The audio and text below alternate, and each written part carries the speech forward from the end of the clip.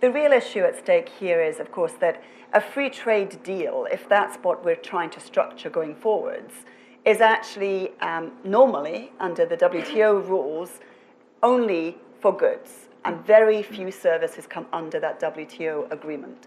The reality for us is we run an 80% surplus with the EU27 in services. So services are critically important to the United Kingdom, more so than any other member state, because we have this very dominated services economy, not just financial services. So there is a little bit of, well, you need it more than we do, which is true.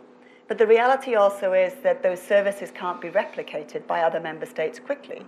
So they need to be able to continue to access the service that's provided out of the UK. So when it comes to equivalence, it is a proper term, it's a legal term. Equivalence isn't just a word to my colleagues across the EU. Equivalence is a political decision.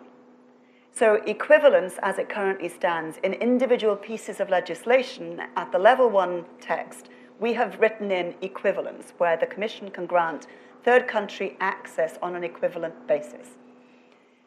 That is a 30-day notice period where the Commission can withdraw it. There is no business that I have ever come across, and certainly not in my former life as an investment banker, who would take a big investment decision with a 30-day notice period.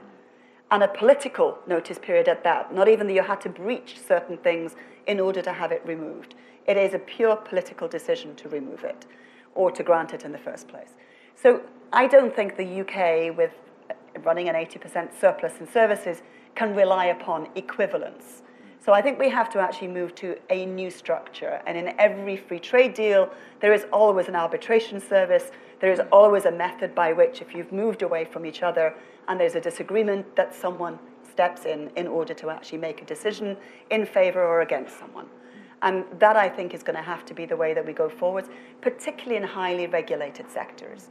So not just financial services, but in other regulated sectors like the pharmaceutical space and the engineering, aeronautics space. Anything that's highly regulated and highly technical is going to require a very different system. And it will be more like an FTA arbitration service. I would like to see a bespoke deal where we can have a new free trade deal for the first time ever that includes goods and services in equal weighting. But that would be groundbreaking. I see no reason why we shouldn't be aspirational. I am encouraging my colleagues across the union right now to be aspirational, because if they set the new terms, the WTO will follow. And I think it will be in everyone's interest to do it. Barnier, whilst he was Financial Services Commissioner, wrote a delightful chapter on the requirement for the US in TTIP, the Trade and Investment Partnership, to include financial services in it. And I'm hoping that might end up being his blueprint for what the UK-EU financial services agreement going forwards might look like.